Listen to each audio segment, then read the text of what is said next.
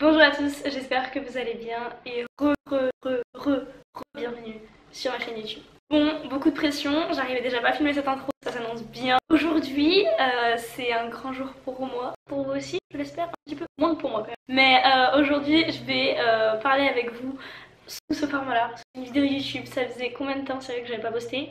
Je le sais, ça fait 9 mois, 10 mois, quelque chose comme ça.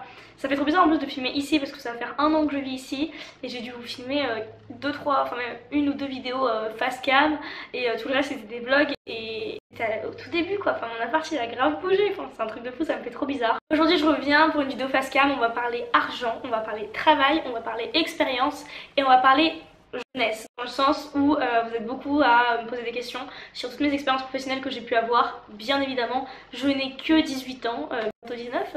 C'est vrai que même en n'ayant que 18 ans, j'ai eu pas mal d'expériences professionnelles dans des contextes très différents et j'ai touché à déjà pas mal de choses en n'ayant que 18 ans. Donc franchement, c'est une super chose à mes yeux. C'est quelque chose que je trouve très enrichissant d'avoir des expériences professionnelles diverses et variées. Je sais pas si vous remarquez, mais j'essaie de parler un peu plus doucement que d'habitude. Le but de cette vidéo, c'est de reprendre à zéro mon expérience professionnelle et du coup, c'est reparti. On retourne tous ensemble en 2014, c'était le 27 octobre 2014, je pense que personne ne suit cette chaîne depuis cette date là, mais sachez que c'est le jour où j'ai ouvert ma chaîne YouTube et où j'ai posté ma première vidéo. Donc de là j'ai commencé mon expérience YouTube, j'étais en 5ème, j'ai posté des vidéos pendant plusieurs mois, même plusieurs années, pendant peut-être 3 ans jusqu'à ce que je sois en 3ème seconde. J'avais un rythme plutôt régulier, je postais souvent le mercredi, samedi, des choses comme ça, enfin j'avais toujours un rythme assez défini, je changeais au fur et à mesure du temps, bien sûr les heures de publication, le type de contenu un petit peu, mais j'ai toujours eu un peu la même ligne éditoriale et j'ai toujours fourni à peu près le même type de travail que je fournis encore aujourd'hui là face à vous presque 7 ans plus tard, juste en étant face à la caméra. Voilà, je publiais du contenu et quand j'ai commencé à avoir quelques centaines, milliers d'abonnés, enfin au début, j'avais 1000, 2000 abonnés, quelque chose comme ça, j'ai commencé à mettre des publicités sur mes vidéos pour les monétiser. Et ça a toujours été ma seule source de revenus grâce à YouTube. Je n'ai jamais été payée pour placer un produit ou pour tester un produit ou pour faire une publication Instagram ou quoi que ce soit. Je n'ai jamais été payée pour faire du contenu. La seule source de revenus que j'ai eu du coup jusqu'à mes 16 ans, jusqu'à ce que j'ai le deuxième job dont je vais vous parler juste après, c'était YouTube. C'était quelque chose de pas du tout régulier. Je pouvais toucher plus ou moins de sous en fonction de combien de vidéos je publiais par mois. Mais voilà, c'était un revenu qui n'était pas très fixe mais ça me faisait de l'argent de poche en plus. C'est un moyen également d'acquérir de l'expérience parce que je communiquais avec des marques, je gérais quand même des partenariats. Donc effectivement j'ai déjà reçu beaucoup, au cours de mon expérience YouTube j'ai reçu déjà pas mal de produits, vraiment beaucoup, que ce soit mode, beauté, tout ça, maquillage. J'ai reçu beaucoup plus que ce qu'il me fallait déjà, alors que voilà, j'imagine même pas ceux qui ont des millions d'abonnés parce que je recevais déjà beaucoup de choses. Mais c'est du coup du contenu que je recevais gratuitement. Je recevais des produits gratuitement pour les tester, pour en parler. Par contre, j'ai jamais été payée comme je vous le disais, donc en fait j'avais plein de bénéfices autour de ça, je me suis jamais craché dessus, hein. J'ai déjà eu des bons de réduction, j'ai déjà eu des coupons offerts, etc. Mais on m'a jamais versé de l'argent pour parler de contenu. Donc mon moyen de revenu ce n'était pas d'être payé par les marques, mais uniquement grâce aux publicités que vous voyez sur mes vidéos. Et c'est encore le cas sur YouTube, je ne suis toujours pas payée. Tout ce que vous voyez, donc même quand j'arrête de faire des vidéos, si vous visionnez mes vidéos, je touche quelques centimes. Et quand je poste du contenu sur Instagram, ça n'a jamais été une source de revenus pour moi, jamais, j'ai jamais été très active là-bas. Et même toutes les propositions que j'ai eues, j'en avais presque plus sur Instagram que sur YouTube. Mais j'ai jamais voulu tourner Instagram en page vraiment un moyen de gagner des revenus. Enfin je sais pas, je trouvais ça moins facile parce que YouTube il y a juste à mettre des publicités que vous pouvez enlever et voilà.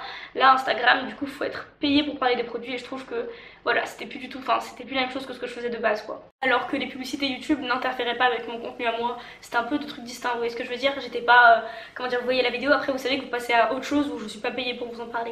Je sais pas si c'est très clair, voilà, mais ma première expérience rémunérée, c'était YouTube, j'avais 13-14 ans, c'est là où j'ai reçu ma première paye et ça a été du coup un moyen de gagner des sous pendant quelques années jusqu'à ce que j'arrive à mes 16 ans. Quand j'ai eu 16 ans, j'ai commencé à me renseigner parce que c'est vraiment pas facile de trouver dans des grandes entreprises du travail en tant qu'employé parce que souvent ils veulent prendre à partir de la majorité parce que voilà, pour eux c'est plus facile. D'un point de vue légal, c'est toujours plus facile pour eux de faire des contrats avec des personnes majeures. Donc j'ai commencé à chercher, mais au début quand je regardais dans tout ce qui était McDo, restauration rapide, tout ça, employés polyvalents dans les magasins, ils prenaient pas. Donc je me suis inscrite sur la plateforme Aide au Top. Je mettrai le lien ici mais également en barre d'infos. C'est le site qui pour moi fonctionne le mieux. J'ai eu 2 expériences grâce à celle-ci. Une qui a duré bien moins longtemps que la seconde, mais la deuxième, du coup, comme je vous l'ai dit, ça a été très concluant. C'est des gens avec qui je suis encore en contact. Si vous suivez mon contenu depuis quelques temps, vous savez que je fais du babysitting. Enfin que j'en fais plus maintenant, mais j'ai fait du babysitting pendant 2 ans auprès de la même famille. Donc du coup, Aide au Top, c'est une plateforme où vous créez votre profil, vous mettez un peu le type d'annonce que vous recherchez, ce que vous proposez comme service. Moi j'avais un peu tout mis, hein. J'étais prête à aller faire les courses pour quelqu'un ou aller jardiner chez eux. Et de devoirs et de ménage, j'ai mis un petit peu tout ce qu'il y avait. Et j'ai moi-même cherché pour la première annonce, c'est moi qui ai contacté la personne il me semble. Donc j'ai commencé ça, j'avais 15-16 ans. Je l'ai gardé 3 fois ce petit garçon. Ça s'est bien passé mais... Voilà, c'était pas la meilleure expérience non plus. Au bout d'un moment, j'en avais un petit peu marre, ça fonctionnait très bizarrement. J'aimais pas trop le fonctionnement de l'organisation quand j'étais là-bas, etc. Ça me convenait moins. Donc voilà, quand j'ai commencé à trouver l'autre famille, j'ai préféré me détacher. Et voilà, j'avais le luxe de pouvoir avoir une famille avec qui je m'entendais vraiment, qui était en adéquation complète avec tout ce que je voulais faire, etc. Donc c'était plus du tout pareil. Donc là, je me suis carrément...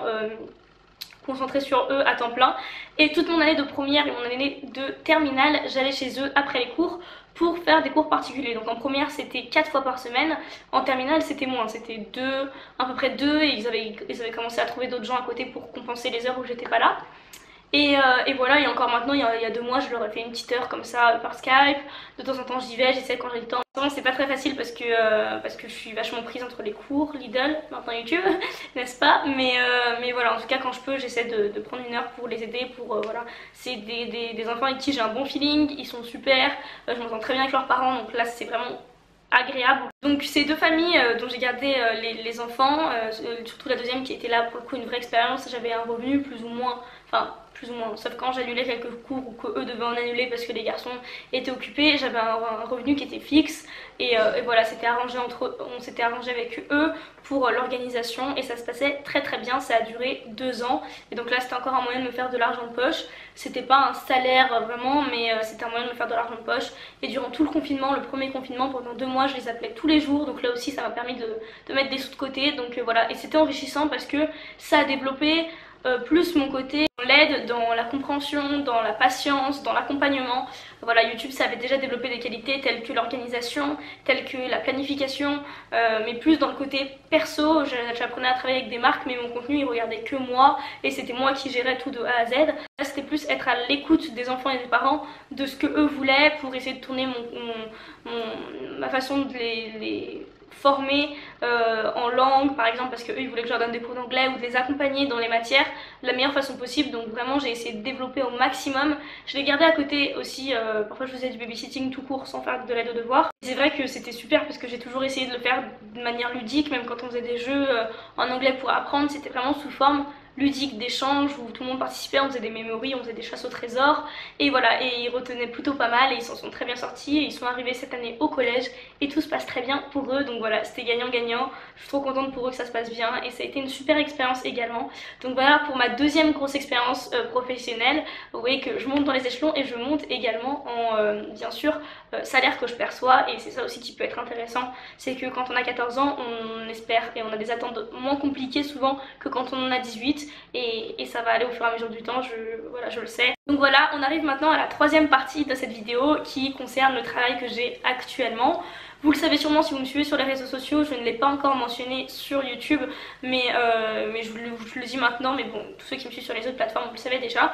Je travaille chez Lidl depuis juillet 2020. Donc là, ce qui s'est passé pour Lidl, c'est que en mai-juin, j'ai commencé vraiment à chercher activement du travail pour travailler l'été. Parce que je cherchais de quoi déjà enrichir mon expérience professionnelle, mais aussi parce que je me disais, bon, de toute façon, ça va être mort pour partir cet été. Je le voyais, enfin voilà, je me suis dit, autant bosser. J'étais motivée, j'avais rien fait pendant 3 mois, enfin rien fait, tout est relatif, mais j'avais pas beaucoup bossé pendant 3 mois, donc là j'étais remontée à bloc pour tout donner dans un travail. J'ai envoyé beaucoup de candidatures, il faut pas croire qu'il faut en envoyer 2-3, moi j'ai dû en envoyer près d'une trentaine. J'ai candidaté dans plein de types de travail différents. Par exemple McDo, ils m'ont dit sur le coup qu'ils n'avaient pas besoin, ils m'ont recontacté plus tard parce qu'ils avaient besoin à nouveau, mais moi du coup j'étais déjà chez Lidl. J'ai contacté aussi plus des particuliers, enfin des boîtes qui étaient par exemple des restaurants où ils cherchaient un ou deux serveurs, des choses comme ça où c'était plus près de chez moi, mais du coup c'était pas des grandes trucs... des grandes entreprises nationales, internationales, etc.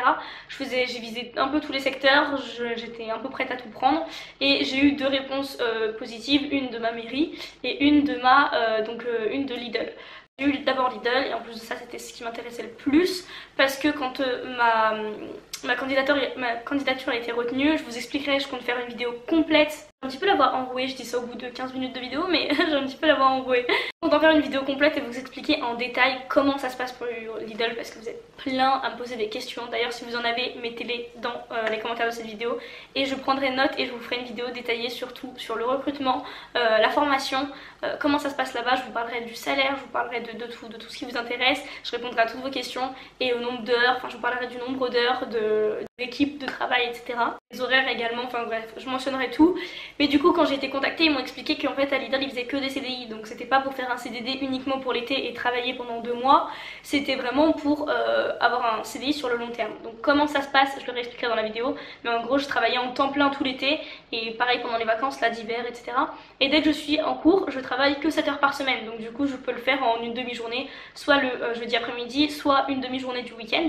Et voilà, donc moi c'était exactement ce qui me correspondait, ça me fait un revenu en plus. Quand j'ai le temps, je passe en temps plein et je me fais un salaire complet de temps plein, donc un salaire plus que le SMIC. Et quand je suis en cours à côté et que je suis mon cursus académique, quand les cours reprennent et que je dois du coup assurer les cours en présentiel ou à distance, faire mes devoirs, rendre des contrôles, avoir des partiels, et ben je vais à Lidl qu'une seule demi-journée par semaine, donc ça me prend pas trop de temps et c'est ce qui me correspond, ça me va très bien de faire comme ça. Et voilà, de nouveau quand j'ai le temps, je me remets en 30 heures, voilà comment ça fonctionne. Ce travail là, pour vous parler un peu de ce que ça m'a apporté, c'est le travail qui m'a le plus enrichi je pense. YouTube, faut pas négliger à quel point ça m'a apporté sur tout ce qui est développement, réseaux sociaux, apprendre voilà, à modifier des vidéos, monter des vidéos, monter des photos, éditer tout ça. Ça c'était hyper enrichissant et c'est quelque chose qui me sert encore maintenant, qui va me servir durant mon stage également. Mais Lidl c'est là où ça m'a appris vraiment le plus à prendre sur moi, à être formée en caisse, à être formée au ménage, bon ça tout le monde sait plus ou moins le faire mais bon pour nettoyer une grande surface c'est pas la même chose non plus. On apprend aussi, on est formé en boulangerie et on est formé à tout ce qui est mise en rayon.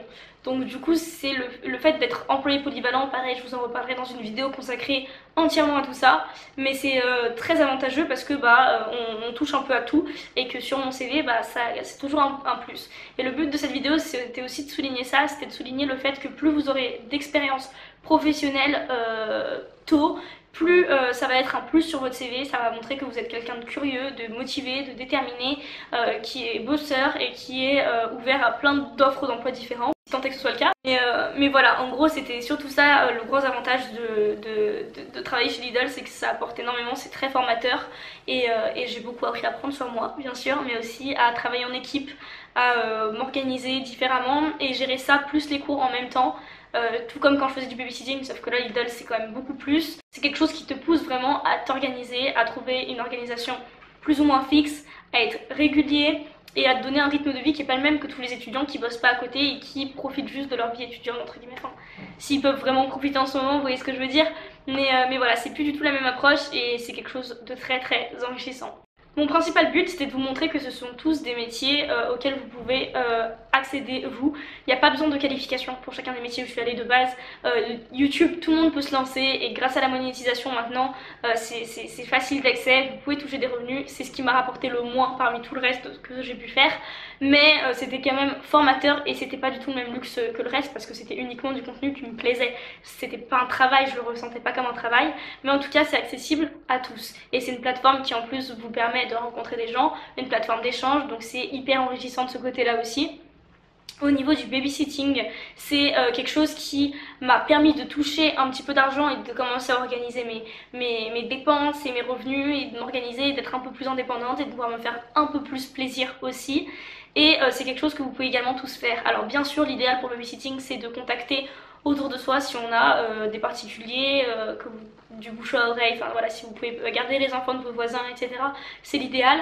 Mais sinon, sachez que sur le site Aide au Top, c'est vraiment une mine d'or. Je sais que j'avais trouvé plein d'annonces là-bas et c'est un site que je vous recommande. Personnellement, ça a fonctionné 2 fois pour moi, dont une fois sur 2 ans. Donc autant vous dire que ça valait vraiment le coup. Et pour Lidl, c'est quelque chose qui est ouvert à tout le monde. Vous êtes souvent à me demander si Lidl recrute. Il faut savoir que les grandes chaînes comme ça, ils recrutent plus ou moins en continu toute l'année. Ils acceptent toutes les candidatures et il n'y a pas comment dire, il y a pas vraiment de niveau bac plus 2, bac plus 3 à avoir. Moi j'avais que le bac et ça allait très bien. Il faut juste être majeur, c'est la seule condition. Et après ils acceptent tous les CV. Ça veut pas dire que vous allez forcément être retenu à avoir un entretien d'embauche. Ça veut dire qu'ils vont au moins étudier votre CV et voilà. De toute façon tout ça je vous en reparlerai en vidéo sur tout ce que je vous recommande de faire, etc. pour une candidature Lidl. Dites-moi si ça vous intéresse que je vous publie cette vidéo prochainement. Donc voilà de ce côté là, tout ça pour dire que j'ai touché à pas mal de milieux différents à seulement 18 ans et aujourd'hui j'ai un revenu en CDI chez Lidl. Si demain j'arrête mes études, bah, j'ai quand même un job à côté, c'est pas du tout dans mes plans hein, mais tout ça pour dire que c'est quand même très avantageux de savoir qu'on a plus ou moins une sécurité financière et qu'on commence à entrer vraiment dans la vie active et qu'on a à 18 ans une expérience de déjà 8 mois derrière moi dans le monde professionnel. C'est quelque chose qui est très valorisé. Quand je cherchais mes stages, c'était quelque chose que les gens aimaient beaucoup. Sur ce, je vais vous laisser. J'espère du fond du cœur que cette vidéo vous aura plu. Je vous embrasse très fort. Merci de l'avoir regardé jusqu'au bout. Je vous dis à très bientôt pour une prochaine vidéo. Je vais essayer de poster toutes les semaines ou toutes les 2 semaines. Je vous dirai ça au fur et à mesure. Ça va me faire bizarre de monter cette vidéo. Ça fait si longtemps. En tout cas, je vous embrasse. Je vous dis à très vite. À bientôt.